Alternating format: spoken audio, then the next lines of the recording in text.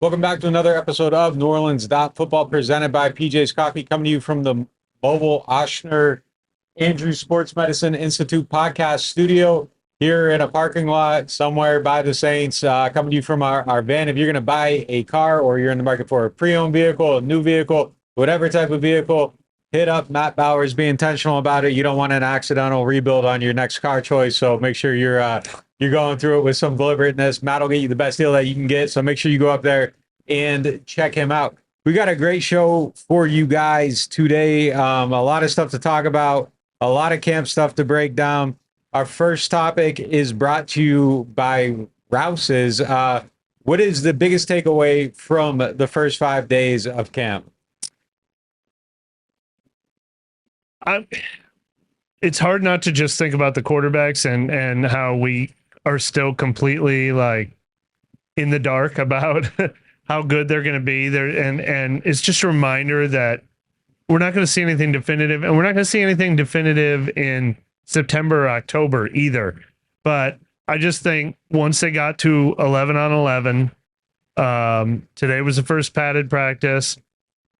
I think if anything, maybe it's been a tiny bit disheartening, but I just said it would have been nice if they looked like, oh man, these guys are great. What were we worried? What was anybody worried about? They look like they're supposed to look. So I shouldn't say disheartening. They look like they're supposed to look. And again, very similar to the first one or two OTA sessions, Rattler looks like he's ahead of Shuck. He looks like the guy who's been here for an extra year and is hitting the ground running. So I would say they've met my expectations early, but it would have probably been nice if they had exceeded them. How do you feel about the cohesiveness of the practices, the sharpness, the details, them hitting their marks? I mean, it feels like we're seeing a lot of penalties, a lot of false starts, a lot of resetting the huddle. That's been a little bit of a surprise to me, I think. Yeah. I don't know that, we saw it with the ones at least once in an important snap down near the red zone yesterday. Yeah, 3 times in 4 snaps. Then there were 2 yesterday. There was another 1 or 2 today. Yeah, there's been quite a few. Yeah, I mean, they got in the red zone yesterday, and they were baffled by what they were doing. It screwed them up in the red zone yesterday. That was probably the most disheartening stretch of the entire camp. Was they had 8 snaps in the red zone, and they went 0 for 8 basically. They didn't get a single first down on any of those 8 snaps in the red zone, and one time they did have to call a timeout. So when I hesitated on that, I'm trying to compare, like, does that feel like more than the past? Maybe. I mean, we do get clouded sometimes when we see mistakes with the second and third teams. I mean, a lot of the bad snaps and stuff have happened with Kyle Hergel and backups and stuff like that. I'm not seeing anything disturbing from the starting offensive line that's really got me thrown off. When receivers have run the wrong routes, I don't feel like it's Olave and Shaheed. So, like, I do always try to sure. Like, am I worried about players that are actually on the team, or am I worried about a 90-man roster trying to find its footing? But look, it's just the first week of camp, and I'm not even necessarily saying this to scare everyone, but it's been a reminder that this is the offense that's predicted to be the worst quarterback situation and one of the worst offenses in the league, and they've done nothing to make us be like, oh, everybody was wrong about their prediction. Now, I still feel like I've said all along, like, I mean, I've watched rookie Gardner Minshew and rookie Davis Mills and rookie Spencer Rattler go out there and not make total fools of themselves. The team that can win 5 games still exists in the offense that I'm seeing, but in no way have they alleviated any concerns yet. I think they very much look like a team that took no team reps the whole entire OTAs and minicamp. And now you're getting out there, and the mistakes that you normally see in OTAs and minicamp, you're seeing in the first 5 days of camp. Because this is the first time the line's been on the field with the offense, with the quarterbacks, hearing the cadence, getting the snap off. And I think that's all very, very brand new, which makes it kind of hard to evaluate the overall picture of everything, because it feels like some of what we're seeing right now, the growth steps, or maybe growth steps in previous years, we would have seen happen by the 3rd mini camp practice. And that was just a straight up passing camp. Like, it was not any team stuff. So it's true. Some of the disorientation of all that stuff, I feel like, is kind of showing up there. And it feels like the defense is way ahead of the offense, to the point where when we go through and we watch the film, and you can watch it too if you're signed up to our site, NewOrleans.Football. Watch the whole entire practice, all the snaps, everything you're seeing. When you go through it, it's almost to a point where you're like, I'm almost starting to feel encouraged about the defense, and I'm like, I think this is maybe a false flag.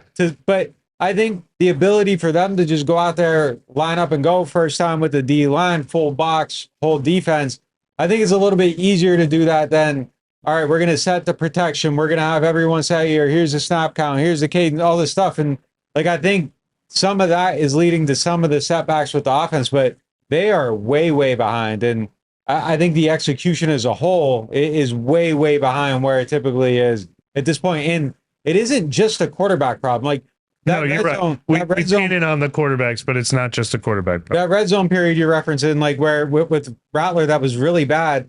Like, there was an incomplete. He almost got picked off by Blackman on one play. And if you're kind of just watching it quickly, it looks like, what the hell is he doing? Why is he throwing the ball there? But like, Trayton Welch and Rashid Shaheed pick each other, and it throws the timing off.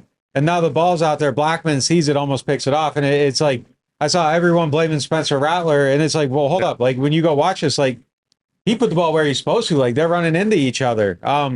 There's a lot of quarterback errors, though, too. There's a lot of stuff with the offense is just, it's not at a point where you would say, I feel good about this yet. And we want to come on here and talk about awesome stuff, good stuff, positive stuff. But the biggest takeaway from the first 5 days of camp is that the offense, I think, has a lot of work. And now I don't think it's impossible for him to get there. I don't think it's impossible for him to reach a level where it's like at least fun.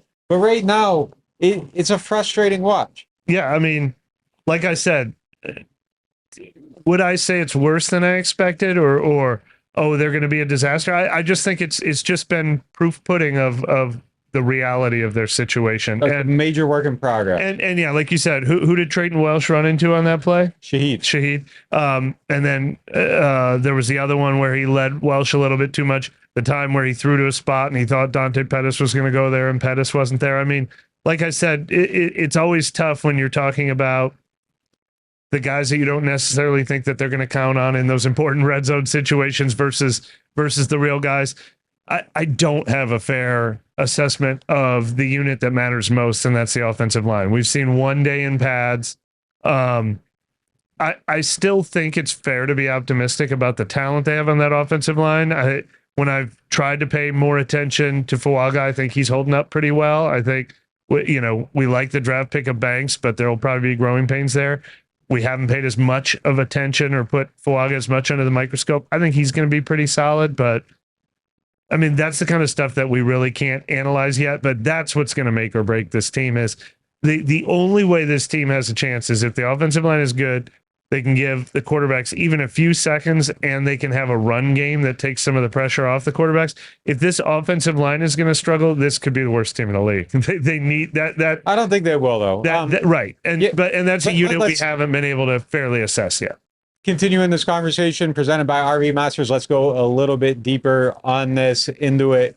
And I think, if we look at signs of positivity, reasons for optimism, I do think the offensive line is still at the very forefront of that. And today was the first day in pads, and maybe by day 10, the analysis changes a little bit. But on day 1, coming out of it, stepping into the vehicle, talking about it, I think I feel okay about Trevor Penning. I like day 1 from him. He didn't look bad. Now he had like 4 one-on-one reps. I think he won 2 last one. Another one was kind of like a push. Day 1 pads last year with Trevor Penning, when we walked off the field, it was, oh my God, like, I don't know what they're going to do with him. And he looked okay there, going against Brian Brzee. Looked good, held up at it. Looking at him in the actual team drills, looked okay there. Day before, non-padded practice. You don't know how much weight to put in the stuff, but you can put weight in a guard getting to the second level and just throwing a linebacker off the sideline, go about 10 yards off. He's showing great range. He's looking competent. He looks further ahead today than he did last year in these practices. I feel kind of good about it, and I'm the Trevor Penning doubter. So yeah. I really deeply believe that I don't think he's going to be a huge problem. He might be a benefit, but I think I'm rolling out huge problem by day 5 already. I'm not going to rule out huge problem because I mean, we just huge problem. Yeah, exactly. I'm not going to rule it out, but my guess on Penning, and I'm a little more optimistic maybe than you are. I think we're pretty close. Well, I'm calling out a huge problem than you are, and I think I'm Mr. Penning up. Coming in is like my projection for him at left guard. I think we said this a few shows ago was that he's probably going to look a lot like he looked at right tackle last year. And I don't think he was a huge problem last year, but I'm not expecting revelation either. Like I'd be surprised if it's revelation. But there's a huge gap between revelation and huge problem is you aren't playing him. I think he's going to be able to play all year and be fine. Although, you know who else looked good in those one-on-one reps was Dylan Radin. So my belief is great. If Penning works out, that's great. But that ultimately the difference between those two guys is going to be minute. Maybe in pass pro, but I think when you talk about the run game, I think there is an upside with Penning. Trevor Penning has a chance to be elite, and I don't think Dylan Radin's does. That's a really good point. If Penning can be not a problem in pass protection, then you can get the benefit of Penning being excellent as a run blocker. That's a really good point, and that is something. Maybe you're better at this than me. Maybe not even the coaches can tell. If you want to know how good someone is run blocking in everything we've seen so far, I cannot tell you. Well, there's a rep yesterday that he has it's on our site in the video where he's out, and I mean it is an absolutely jaw-dropping, astonishing rep. Like he's out there in the second level, he picks up Nephi Sewell and basically carries him to the sideline like 15 yards and just tosses him over, and like that's what he does. It stands out when he's in space. Like he looks amazing. I think he's gonna. I think he has a chance to be really good in that role, and I think you can get him out in there into that second level a little bit more from that position. You can get him pulling. Like that's something that I think he can be great at. And if you can put the bumpers on him and pass pro, and he's holding up in the one-on-ones, like there's a chance for him to be.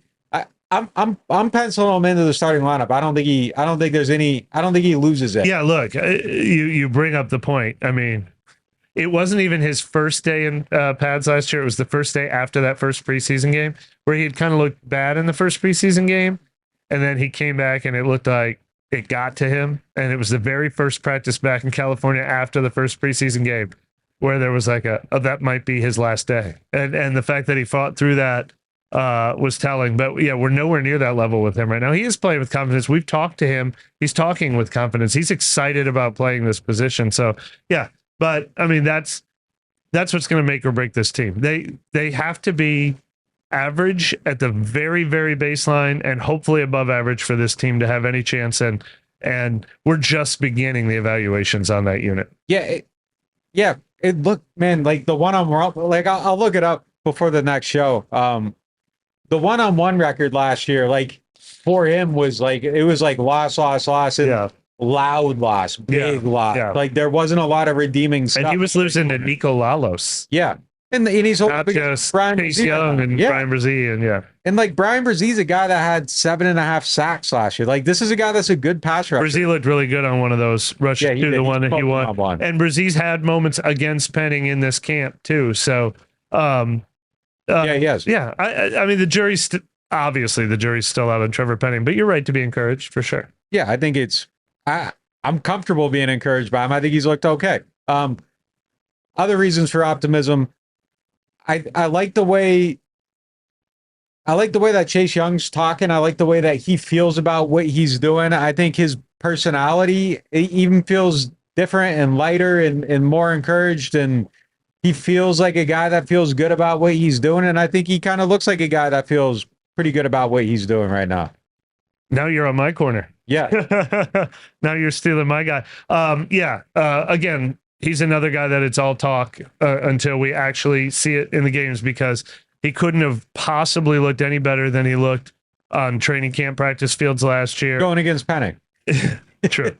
But no matter who he was going against, he was a wrecking crew last year. He just comes onto the field and looks like a wrecking crew. But I like everything he said. I keep pointing out, and Brandon Staley pointed out this, the reason they signed him to that contract, it's the first time he's been healthy really since his rookie year, that he's had a full healthy offseason where he wasn't dealing with something from the year before. Last year is obviously the neck surgery.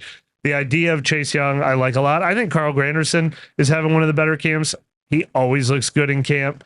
And then, we get excited about those two guys, and then it adds up to what, 5.5 and 6.5 sacks last year. So the proof will be on the field for those guys. But yeah, I absolutely, that was, I think, your biggest worry spot on the team. And I was always like, I don't think those guys are that bad. I just wish they were 2-3 instead of 1-2. Well, I mean, that's always been my take. They don't have a 12 sack guy on the team. That was always been my take about them. But those two guys individually, I would put in the top 3 rotation of almost any NFL team. I think those are real players. Granted, they just don't. They don't have the headliner. They don't have the number 1 pick at that position right now. Those guys seem excited about playing in this defensive scheme in particular too. I mean, that they get to eat and be on the edge more. And obviously you pointed out that rep where Chase Young is going to earn that if he can show that he can do what he did in pass coverage on Brandon Cooks on that snap. It'll allow him to he drop it into coverage. Yeah, a handful of things that look really good with him. What else you got? What else you feel good about?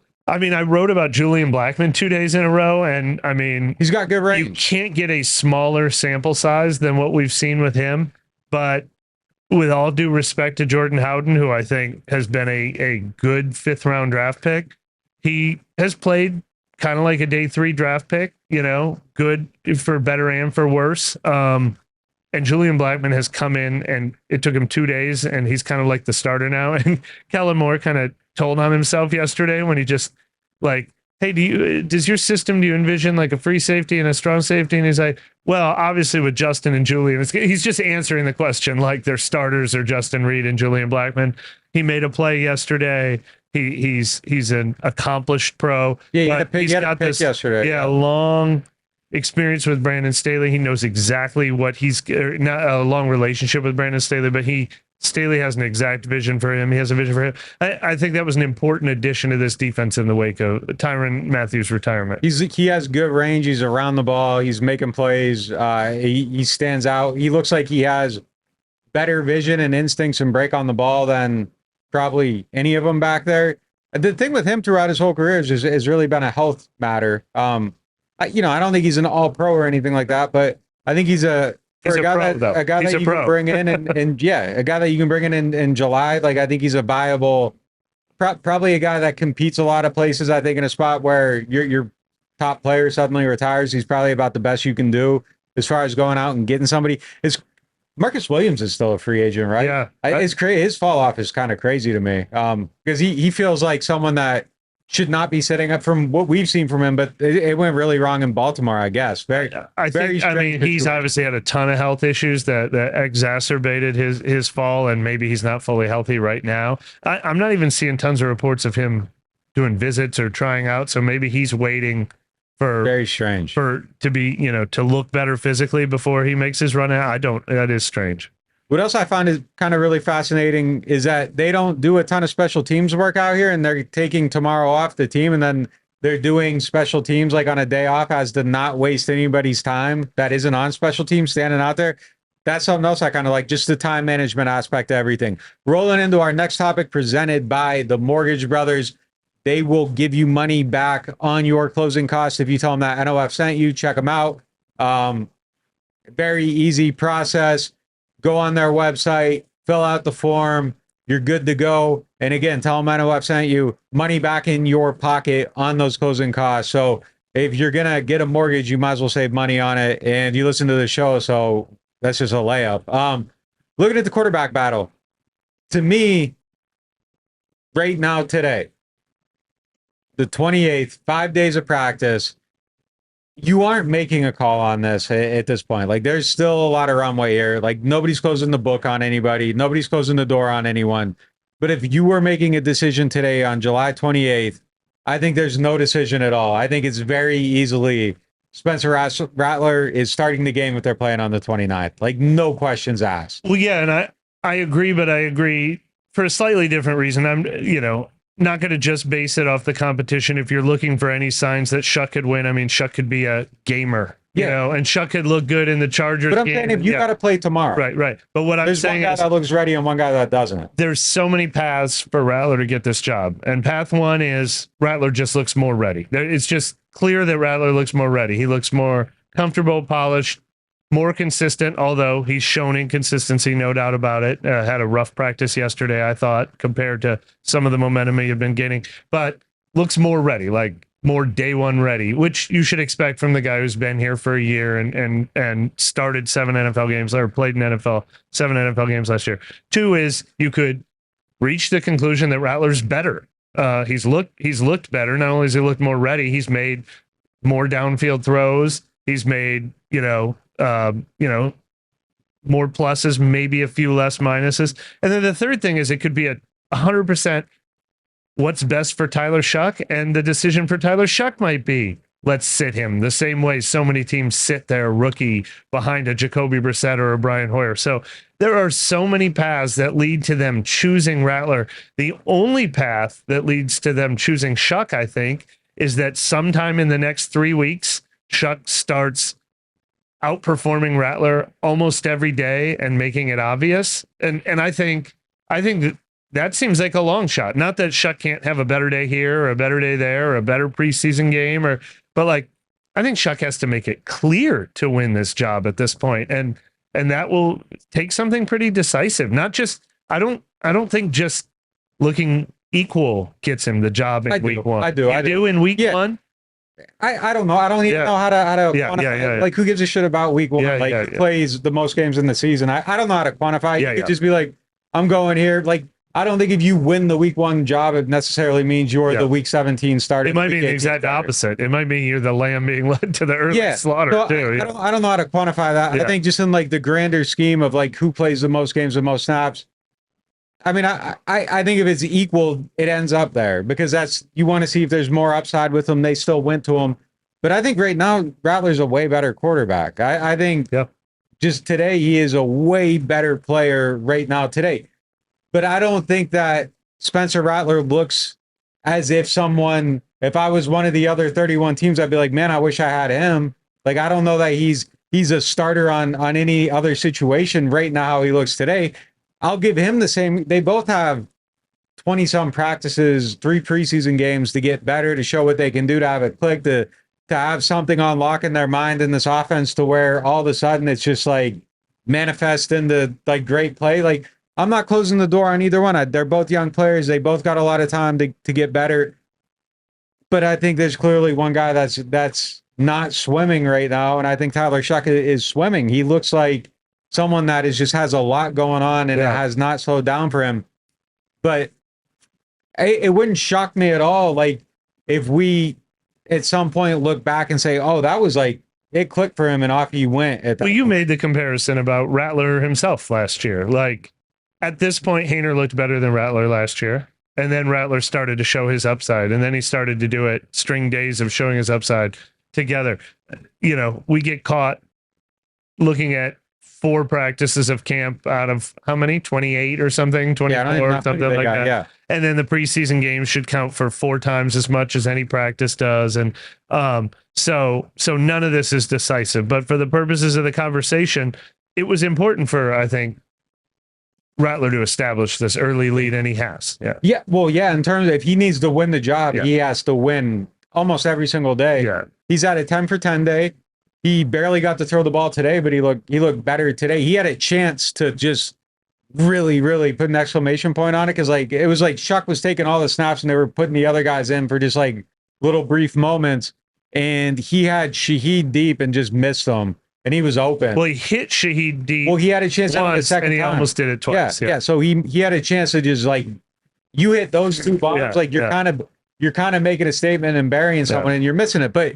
He's had 2 bad picks. You know, like there's things with him that isn't all the way there either. But I think you give them both the grace to get better. But right now, Shuck is way behind. Like, he is way behind. But I'm just pointing out flaws to point out the fact that I don't think that anybody's building an insurmountable lead. And I think that the downs for like Rattler would hit different if there was another guy punching back at him. But I don't know that Shuck's landed any punches yet, except for one throw to Juwan Johnson. But outside of that, there really isn't anything to hang your hat on. You're covering the Giants, and Russell Wilson is doing whatever Russell Wilson is doing, and Jameis is doing whatever Jameis is doing, and then Jackson Dart is giving you the exact same performance you've seen from Rattler so far. would you say, oh, that guy's pushing Russell Wilson and Jameis Winston, or would you not? Like, I don't have an answer for that. I feel like Rattler's done some things that if he was Jackson Dart, people would be like, oh, the rookie's showing some things. Like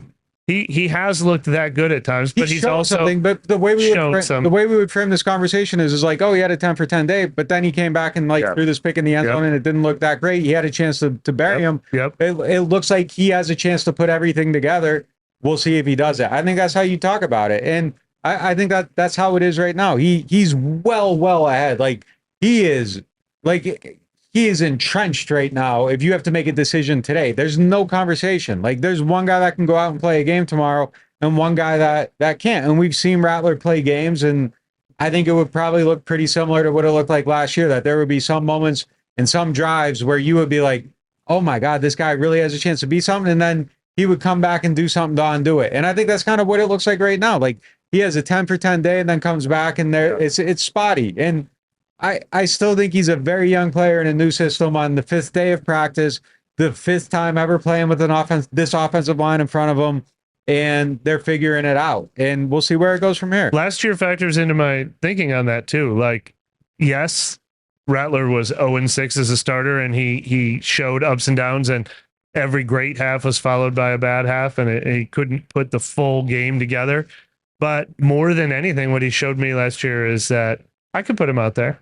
I could put him out there. I know I'm going to take some lumps when I do, but it's not too big for him. He's not going to just like implode out there. And I expect him to be even better this year. So knowing that he's survived, is that the right word? Survived 7 games and at times even thrived. I mean, he really very easily could be a guy who has 2 career wins against 2 playoff teams last year, Washington and Tampa Bay. I mean, it like, that lets you know that that's your baseline. And Tyler Shuck is going to have to prove that he can be above that baseline. Continuing this conversation presented by Shawbear Insurance, the Earhart Agency. If you are hitting them up, make sure you hit up the Earhart Agency. Check out my guy, Ryan. He'll get you the best deal on your house, car, whatever type of insurance you need. They got you covered. If their goal is the Mickey Loomis goal of winning the NFC South, which it always is every single year, that's always what they're aiming at. Does it surprise you at all that they didn't bring in another quarterback to compete with them? And do you think that could potentially change at any point? Well, I think their actions speak louder than words. I think that is the most telling thing, among other things, that they actually are not all in like they always have been. Like, and I'm glad. Like, they are never going to do the we're tanking level of rebuild. But going with Shuck or Rattler at quarterback this year, and like we've said, the free agent expenditures they didn't make, only spending a little in free agency. So they're like 50% in, 40% in, 60% in. I mean, they're the kind of in that if Tyrann Mathieu retires, they'll go spend $3-4 million on Julian Blackmon, whatever it turns out to be. You don't really have the option to spend a whole lot more right now, though. Right, but what I'm saying is, so they're not completely out because they're still going to do that kind of move, but they were not the kind of team that went and signed any 30-year-old to a 3-year, $100 million deal or something. They did kick the tires on Cooper Kupp, but they balked at Cooper Kupp's asking price because they're not that kind of team. And I'm very glad that they did not bring in the average level starter who might add a couple more wins to the, like, I was okay with them chasing division titles in a bad division. I was okay with that. I know what a lot of fans weren't. I was okay with the thought process behind Derek Carr, not to get into a Carr discussion, but I am glad that they are not trying to be like, well, if we have Jacoby Brissett here or Carson Wentz was available, that might help us win a couple more games. Like, no, give all these snaps to these guys. Go ahead and try to win with them. That's cool. But I'm very glad they didn't. Am I surprised? Yeah, I probably am a little surprised, but I'm glad. And I hope they don't change their mindset on it. I would be fascinated to see what they would have done if you can roll it all the way back and Derek retires after the season, Tyron retires after the season. I think their approach to the offseason is completely different. And it's in a way that I think they make more aggressive material moves to replace those guys. I don't think they lean further into this. Yeah. I think they got here on accident. You think they would have signed Garoppolo or something? I think they would have tried. I think they would have. Well, they might have had to trade for him. I'm trying to remember. It would have had to have been a trade for Garoppolo. But there were a couple guys we were talking about. I don't know about Jimmy, but I think they would have tried to do something more aggressive than what they have. And maybe they strike out and they end up in the same place. I think they probably try to sign 2 safeties instead of just 1. I think they try to go after that. I don't know that they would have went all the way into this direction, but they're here now and their hands kind of forced a little bit. But I agree 100%. And I said, so people were mad at me on YouTube after the last one. I just want to play the kids, man. Like, I just want to see what the kids can do. And if you can be great with them, I want them to have guys that you're building around for the future. And if you can give me the option, look, Julian Blackmon's younger, whatever, I'm fine. I'm not like up in arms over it. If they want to go get Noah Fant, I'm not up in arms over it. Like, I think an offense with Noah Fant and Juwan Johnson on the field at the same time could be really interesting, and it might make things easier for your young quarterback. I'm not fully against it. I would just prefer playing the 3rd round pick Sanker, like whatever, but fine, it's cool. I'm okay with it. But yeah, I'm with you. I sink or swim with them. I don't really make a move unless you feel like it's absolute abject disaster and you can't win a game with either one. I think you feel like you can put Rattler out there and maybe have a chance. You might not win much, but... And I'm not just doing it to get a better draft pick. I'm also doing it because it helps my team's future to learn more about these guys. If Spencer Rattler's ever going to work, give him 17 starts. If Tyler Shuck's ever going to work, give him 17 starts. They're not going to work if they only get Kyle Trask's experience that he's had so far in Tampa or Jake Kaner's experience that he's had so far, Ian Book, like, then the next coaching staff's like, oh, I've never seen that guy play and I didn't draft him. They're out of here. Like, find out like that there's value. There's long-term value in that. And I 100%, I don't completely agree with the, and I'm not putting this on you, but the approach of, I'm trying to lose because it helps my team. I've never said that. No, I know. Let me clarify. I'm not putting that on you. No, other people did. Yeah. I have never said, I've always been against tanking. I'm never trying to lose. My thing on some of these positions was simply just do what you did at quarterback. Like, you drafted a guy in the 3rd round, play him. Like, that was it. Like Jonas Stanker, But I'm never in the, like, get rid of everyone, start over, tear it down, blow it up, whatever. Now, I am, you start to get into like macro theory of things though. And if you happen to be losing games at the trade deadline and you have guys that aren't going to be part of your future. Being 1-7 versus being 0-0 is completely different. If you're coming up on the trade deadline and all of a sudden, like, you can trade a piece that is 30 plus years old and you're getting an asset, and it's not even really about the asset at that point. It's just more about like, well, you got 2 wins and you're sitting here, you might as well make the most of it. Like, the thing with me is, and I've said it for years, is you never go to hell. You never walk to hell. You never go there. You never try to tank. You never do it. But I do think once you end up there on accident, you should look around and say, how do I make the most of this to increase my odds of getting back to 2009? Yeah, that was going to be the second half of my answer is for anyone who wants them to purposely get as bad as possible, I don't agree with that. But I want to sacrifice nothing that helps my chances of being as good as possible by 2027. I do not mind spending $4 or $5 million on players because the salary cap is so big that doesn't hurt it. And I especially don't mind spending it on 25-year-old players, 26-year-old players. Like Julian Blackmon could love playing for Brandon Staley and sign a 3-year deal next year. Like I said, as the guy who wears the Chase Young jersey on this podcast, like, I loved that when he was available at age 25 at a discount. Well, Blackman's 27, but he's about to be, but Noah Fant's still 25, 26 or whatever. Like, I'm okay with that. Asante Samuel, I'd be for that. I think Noah Fant's going to be 29. No, is that right? He's been in the league for a while. But yeah, I am out of He's going to be 28. I am out of the, he's like days away from being. Wait, 28. What did you say Blackmon is? I think he's 27. He's going to be 27 in like a couple Fant days. is 27 and Blackman's 26, but they're both, by the end of the year, they'll both be a year. Well, but before the start of the season, 27. But either way, that's not ruining your team's future. Yeah, I'm not throwing a 3rd round pick to trade for Devontae Adams. I'm not getting in the Justin Simmons sweepstakes or whatever. There's a difference. I think, in those things. Yeah, and look, I'm okay with it. Julian Blackmon, whatever. I don't care. Like, I'm not up in arms over it.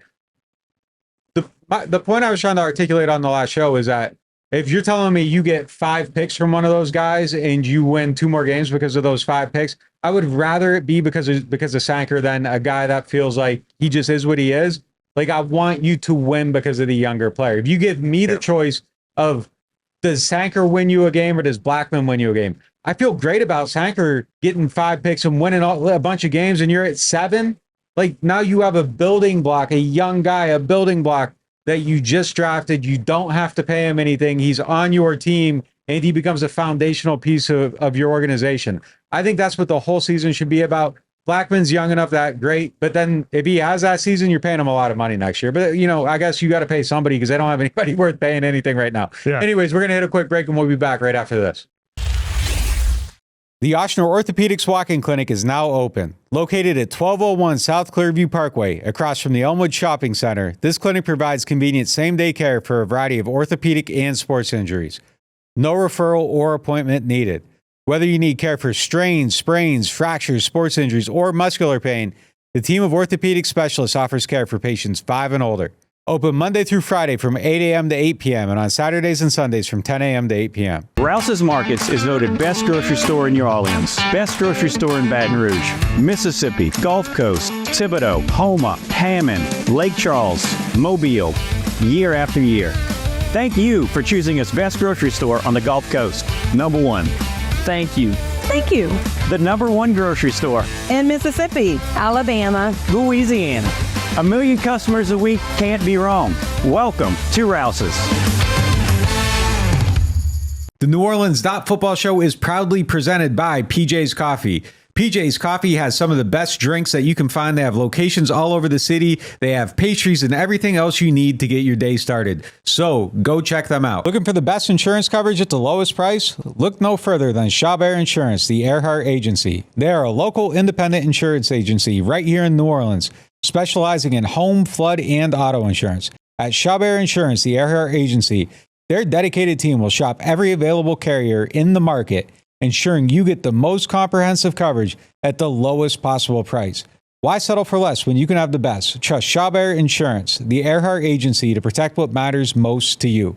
I do. I've been a client of theirs since 2021. Call them today at 504-326-6526 or visit them online at Protected by Chabert. That's 504-326-6526.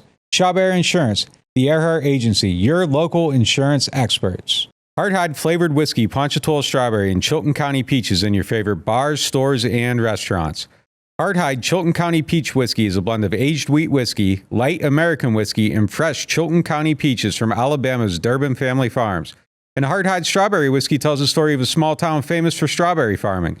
A delicious natural strawberry-infused 86-proof whiskey for whiskey lovers.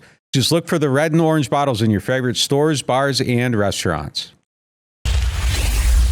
Welcome back to the show. Our next topic is presented by Hardhide Ponchatoula Strawberry Whiskey and Chilton County Peach. My guy Ian Rapoport was down here at camp. He joined us for the show. Here's that tape.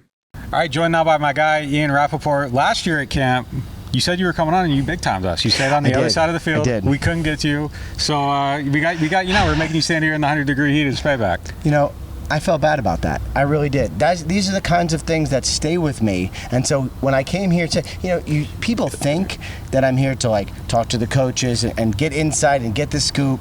It's actually not. I'm here to do this right now. That is why I'm here. There was a big build up to this, so I can vouch for that. You fought to be on here. You're going to miss your flight probably it's doing fine. this. It's all fine. But really, just the main thing I want to ask you is just kind of, we're up on this every single day. We're too close to it. Probably can't see it clearly. What is the distant view of the Saints right now? Where they exist, where they're going? So I would say if you had asked me 2 months ago, 3 months ago, before the Derek Carr decision, I might have said something different, but Carr retires, Tyrann Mathieu retires, but you could argue, about how big of a on-field, strictly playing impact Tyrann Mathieu is, especially when they signed Blackmon, right? but Carr obviously changed the trajectory of everything. So, it feels like a team in transition. It feels like a lot of the transition that some people have been expecting for a couple years is probably going to happen. Obviously not going to happen this year. You still have guys like, Cam Jordan and DeMario are still going to be, contributing members of this team, but it's coming. And so there's a lot good here. Like, this is probably the best offensive line I've seen what the Saints have in a long time. Yep. A couple really good receivers. You got some pieces on defense, corner, defensive line. You got some pieces. It's just like, do they have the quarterback or not? And if they do, everything's good. And if not, next year's draft is going to be really interesting.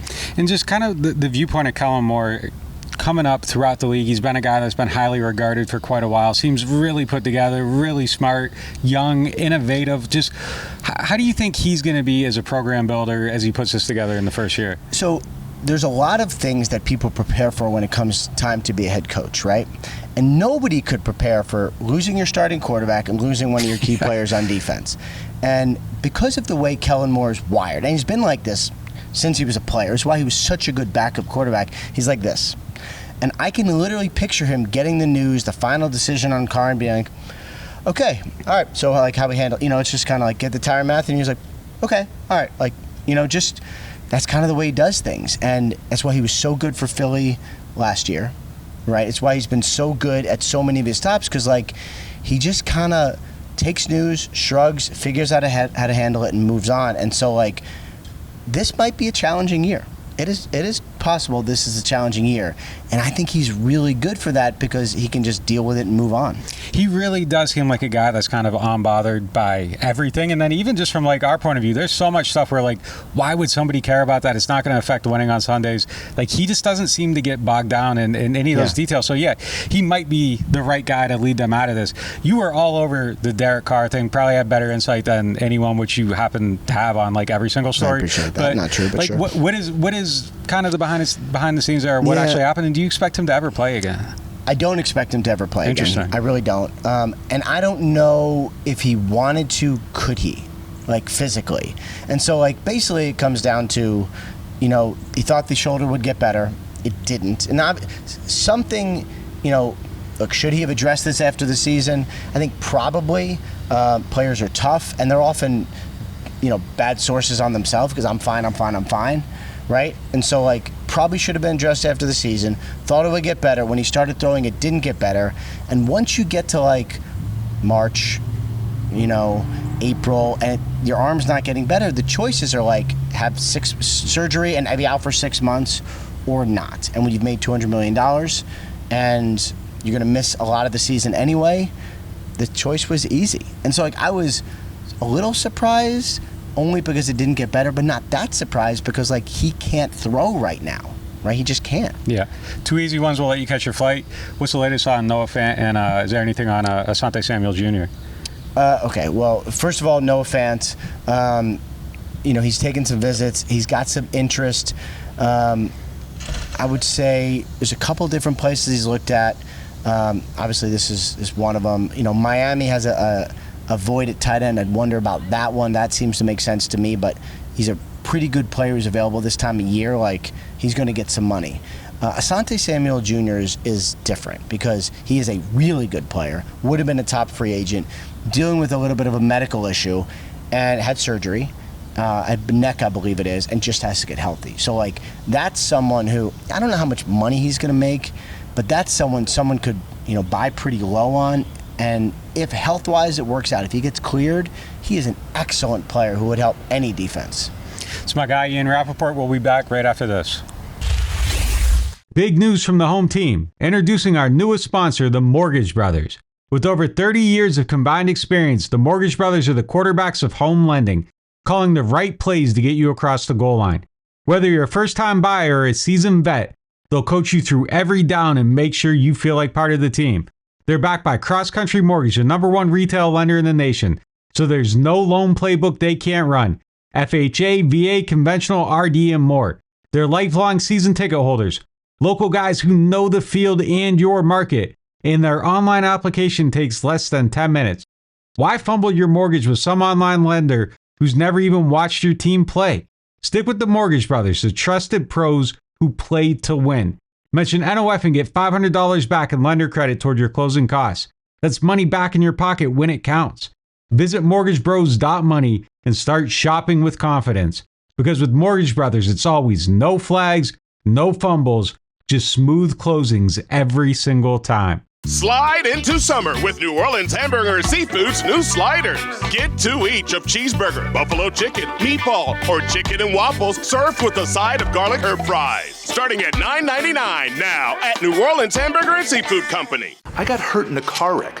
Why should I get Gordon? Because when you're hurt, you need money. And I fight for the people of Southeast Louisiana every day. I got a client who injured their neck in a car wreck, $250,000. Another client was hit by a big truck and needed back surgery. I got them $700,000, and they deserved every single penny. That's what I'm talking about. Why wouldn't I get Gordon? If you've been hurt in a car wreck, just call me, New Orleans. Get it done. Call 504-800-8888. You ever take a bite of something and immediately think, yeah, I'm coming back for this? Bobby Hebert's Cajun Cannon Restaurant just added some new dishes, and man, they crushed it. The shrimp and crawfish pistolets, golden and stuffed with bold Cajun flavor. Fried oyster tacos, crispy, fresh with the perfect kick. And the soft shell crab Alfredo, creamy, rich, and absolutely worth the order. They're open 7 days a week, and they deliver late. Bobby Hebert's Cajun Cannon Restaurant. Delicious food, superior service. Attention Saints fans, don't let pests and termites invade your home field. Trust the team at Red Pest Solutions to tackle those unwelcome visitors. Call the Red Man today for unbeatable pest and termite control. Score peace with no pest. Visit redpest.com, REDDPEST.com. Here at the Queen Casino, indulgence knows no bounds. Prepare your taste buds for an extraordinary culinary journey. Start your day at Capital Coffee. Craving something different? Three Walks Noodle Bar offers a tantalizing selection of Asian delights. At 1717 Kitchen and Cocktails, savor American cuisine with a twist. Or ascend to the loft for an elevated experience. Enjoy artesian grazing boards and exquisite craft cocktails. Join us at the Queen Casino. Your royal adventure awaits. Welcome back to NewOrleans.Football. If you are looking to get your van built out, your RV taken care of, getting it remodeled, whatever, you're buying one, you need to get power put into it, whatever it is, check out our guys, RV Masters. They built this out for us. They do amazing, amazing, amazing work. RV-Masters.com. Go check them out. I'm telling you, they'll take care of you better than you could even imagine. Our next topic is presented by Bobby Hebert's Cajun Cannon Restaurant up there on Vets. Make sure you go check them out. Great place to watch a game. Rashid Shaheed, I think, is very clearly the camp MVP of this team. I think he's a star here. Do you think he can take his game to like the next level and be like a legitimate star breakout player on like that tier of receiver level, like globally in the NFL?